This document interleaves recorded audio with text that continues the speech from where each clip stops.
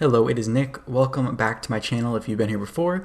And if you are new, welcome. Don't forget to subscribe before you leave here because we have a great community that we're building here, and I can't wait to share a ton more content and things and stories and reactions and commentary and all the things with you on here. So in today's video, I wanted to add on another episode to my MLM experience series that I'm calling Inside MLM, because I have experience inside an actual MLM, which in a few weeks you'll actually know which MLM it is. There's a reason that I'm not telling you it right now, but you can probably put two and two together at some point, and just hold your horses and I'll share some more until July. Beginning of July is when I'll actually reveal the name of the company that I was with, and I'll tell you why I'm keeping it a secret at that point. But in the first episode, I talked about my mindset going into being prospected or being a prospect, and to the point where I signed up as a distributor. In episode 2, I talked about my first time actually promoting the product and the cringy thing that I did, the first thing I did, which is really cringy, to start promoting my opportunity and the products that were a part of it. So in this episode, I wanted to talk about how I got my first sale in the MLM. And so I wanted to walk you through kind of how I approached it, how I reached out to this person, and how I followed through with it and their relationship with me, to kind of give you an idea of what exactly that first sale is like and how it kind of gives you that little bit of hope that you can do it, when in reality the long-term prospects of keeping that up, it takes a lot more work than just what happens in the first sale. And so I wanted to back up a little bit and talk about, so I joined the company that I was with in the summertime. And so it was July, and I at first I was kind of just cautious and hanging out and just watching, kind of seeing what was happening. I wasn't in any group chats or any Facebook groups or anything like that. So I didn't have a lot of training. So I was just kind of thinking about what I would do if I didn't have anybody telling me what to do. What would I do? So the first thing I did was what I talked about in my last video, which is I posted a product shot, which if you don't know what that is yet, I would go back and watch that after you watch this, because it'd probably shock you what exactly I posted the first time. Anyways, besides that, I have a few really close friends, actually one really close friend, and we were hanging out, and I think we actually went to Disneyland, because that's something I did with a few people that I knew that had passes, and I don't have a pass anymore, but that's a whole other story. And we were there, and I was just talking about what I was doing, kind of explaining it a little bit, kind of in like a passive way, not necessarily anything too crazy. And I don't remember exactly how it got brought up, or honestly don't remember how it got brought up, to be honest. I think I maybe reached out to them and told them I was starting this opportunity. That was kind of like my first reach out, and they kind of were just like, yeah, I'll learn about it or whatever, and that was it. And then when we talked in person, I kind of was able to bring it up a little bit more. And I'm going to be honest, and they don't really know this, but I had an agenda to kind of get them to buy something or to recruit them. And actually, looking back, it feels gross, really. And I mean, it did work, because I was able to kind of exploit the relationship, if I'm going to be honest. And although that's not what I would ever want to do going forward or now. And I was able to find something about it that they would like.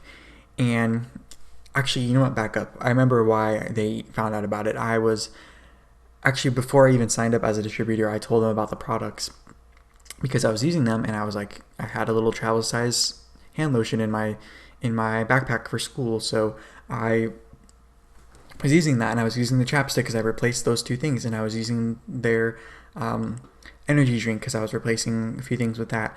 And so I was able to kind of share those things, and I actually had another it's like almost a candy, like a little caramel candy that's supposed to be better for you with less like that artificial stuff in it. And so that was kind of the first thing that they were interacting with me with. They tried it and they liked it. So that was kind of what happened. And then once I signed up as a distributor, then I was able to kind of revisit that.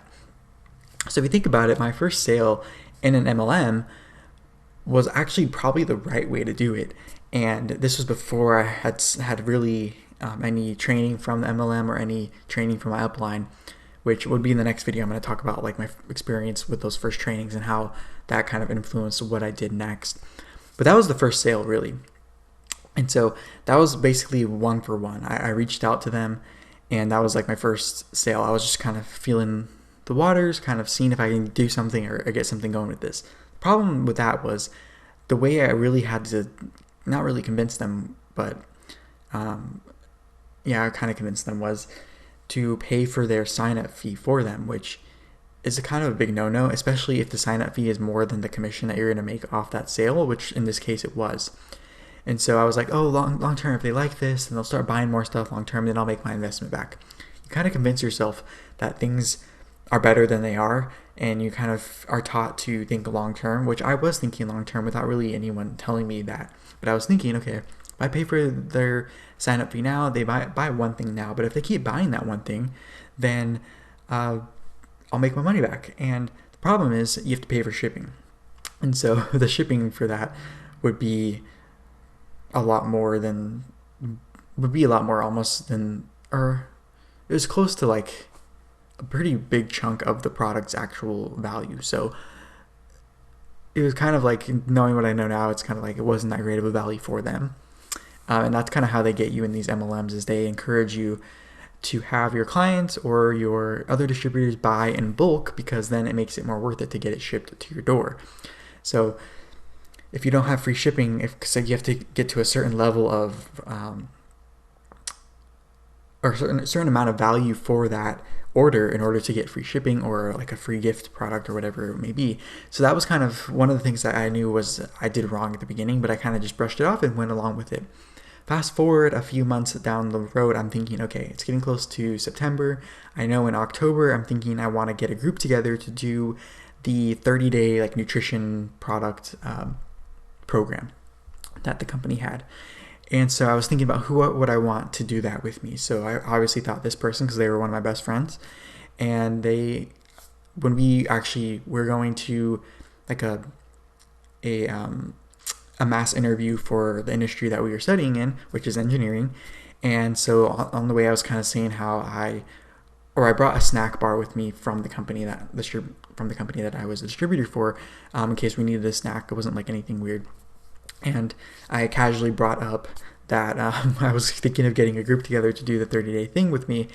And they said, oh, I want to do that. And I was like, yeah, I was very casual about it. Like, yeah, if you want to do it, let me know, because I want to do it all together. I think it's better if we do it together, because I really do think it is. When you have accountability and people going through the same thing that you're going through, it definitely helps with the success rate. And that's what you're taught as well in these MLMs, is especially the nutrition ones, is if, hey, you guys all do it together, then it'll be a lot more successful, and you will have each other to count on, and you can talk to each other about kind of how you're doing, or if you have any struggles, or if you're doing well in something, or some tips and tricks, whatever it is. And so I was like, oh, hey, I got one person. Didn't close the deal right then and there, but I had to kind of follow up and say, hey, let's pick a day in a couple weeks when we're both on campus and we can get your thing ordered.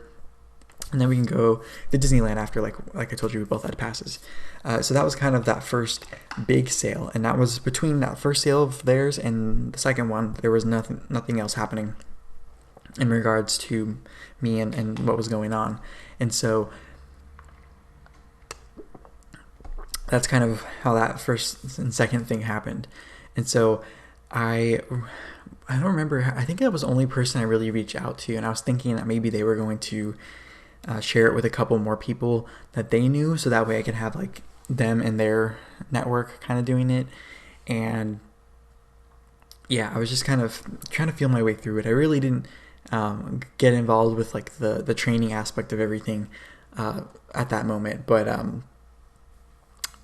yeah, so that was kind of my first two big sales. I think I'm gonna leave it off there, because I want to really talk about my first time learning about trainings and reaching out to people en masse in the next video, because yeah, it's pretty, looking back on it, I'm thinking, oh God, how did I even like think this was okay? But clearly I was in like a state of just kind of go for it and get out of my comfort zone kind of thing. But yeah, it should be interesting to hear that perspective of things within the MLM.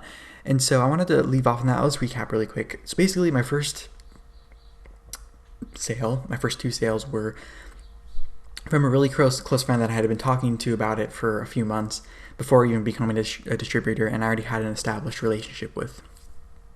So that's should tell you kind of what is going to be ahead in my journey as I talk about it.